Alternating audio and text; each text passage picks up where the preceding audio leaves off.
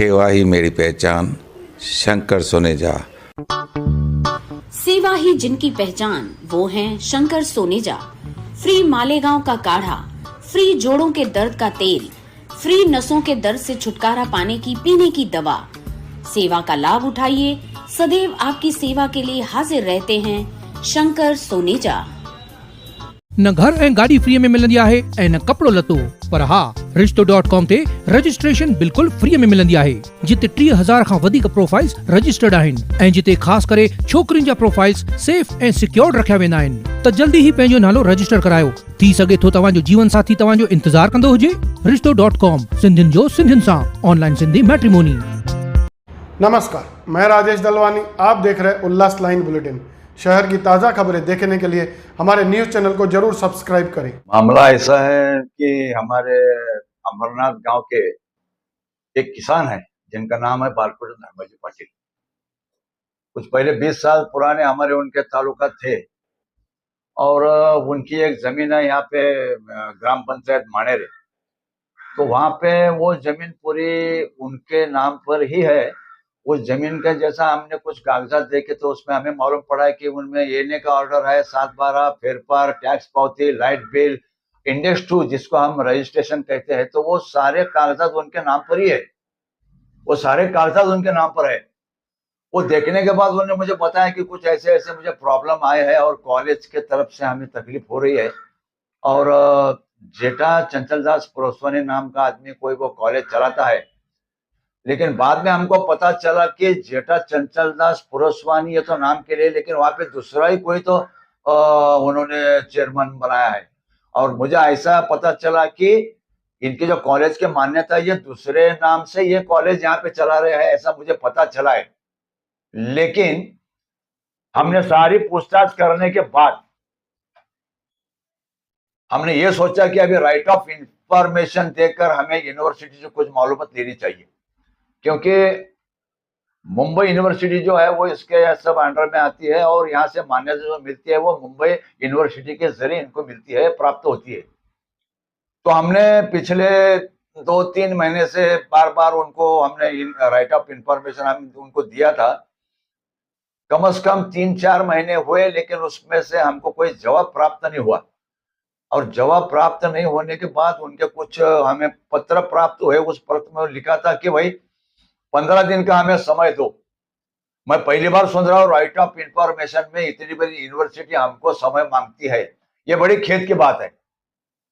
समय खत्म होने के बाद भी हम यूनिवर्सिटी में गए, उनसे हमने पूछताछ की कि आप हमें क्यों इसका जवाब नहीं दे रहे, क्यों जवाब आप तलब नहीं करते। तो उसका कोई जवाब ही उनके पास नहीं था। बार बार सब ये बातें करने के बाद भी कुछ उनमें न्याय हमें नहीं मिल रहा है। हमें ऐसा दिखाई दिया कॉलेज के साथ इनके कुछ एग्रीमेंट्स ऐसे हुए थे कि भाई हमने ये किराया भी दिया है, 3,25,000 रुपए भाड़ा देना है, लेकिन इस किसान को तो भाड़ा तो मिला ही नहीं। लेकिन कुछ थोड़े बहुत पैसे उन्होंने दिए से हमें पता चला है, लेकिन इनको उसमें न्याय नहीं मिला। किसानों के ऊपर अन्याय नहीं होना चाहिए, ऐसा राज्य शासन कहती है। सारे महाराष्ट्र में पता है किसानों पे अन्याय नहीं होना चाहिए। फिर इस किसान के ऊपर, जिस किसान को दोनों आंख नहीं है, उन्हें दिखाई भी नहीं देता, उनके बाईपास सर्जरी हुई है, उनको डायबिटीज है, ऐसे इंसान को मैं मदद करने के लिए मैं 23 साल से राष्ट्रवादी कांग्रेस पार्टी का सचिव इस पद पर हूं और ये अन्याय दूर करने के लिए मैंने ये कोशिश की, लेकिन उसमें हमें कोई भी सफलता नहीं मिली। हमें नाराजगी मिली, कोई जवाब नहीं आया यूनिवर्सिटी से।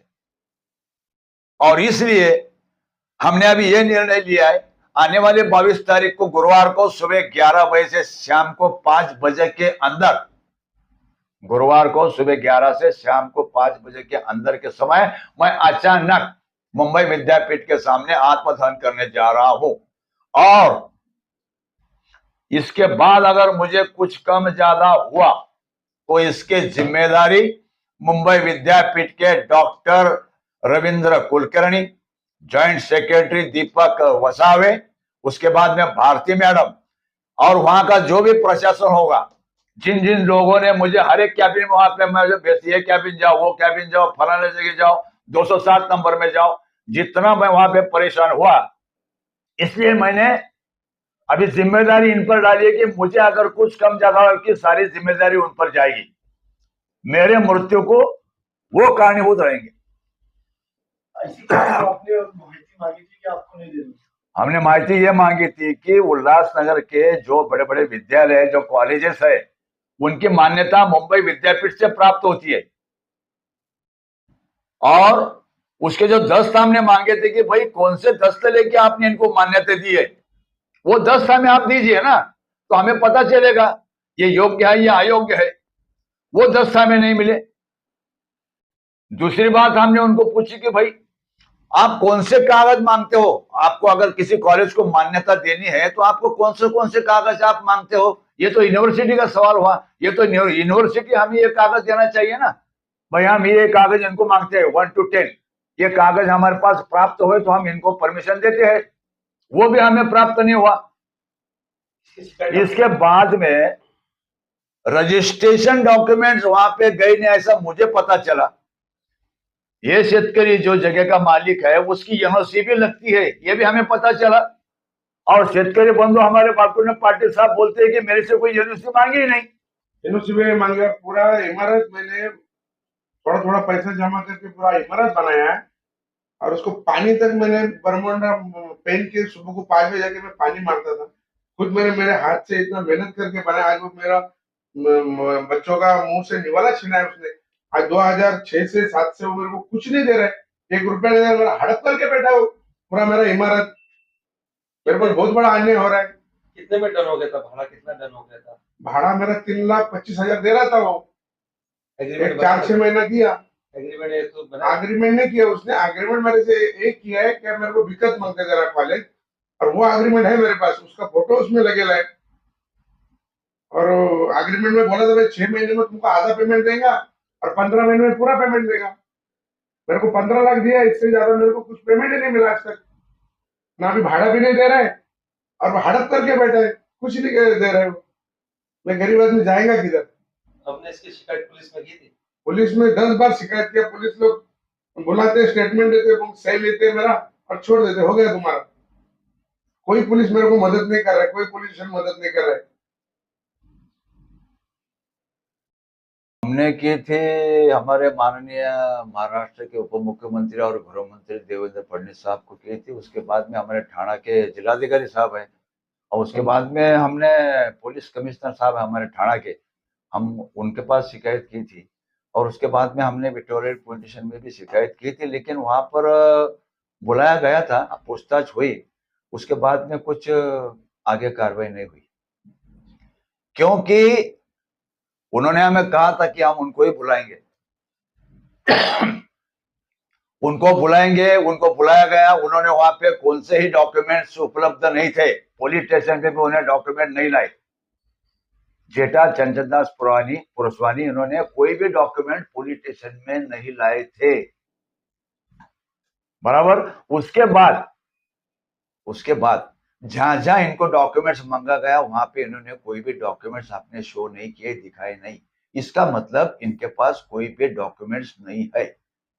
जब मैंने पहले आपको बताया इंडेक्स 2 7/12 फेरफार एने का ऑर्डर, बराबर, ये आज भी 2023 आज की जो तारीख है, आज के तारीख में भी इनके नाम पर ही है। अगर वो सच्चा रहता तो ये डॉक्यूमेंट ऑटोमेटिकली उसके नाम पे ट्रांसफर होते थे। इसका मतलब उसके बाद डॉक्यूमेंट है ही नहीं। उल्लास लाइन बुलेटिन को सब्सक्राइब करें, बेल आइकॉन दबाएं और देखिए उल्लास लाइन बुलेटिन की न्यूज़ सबसे पहले आपके मोबाइल पर।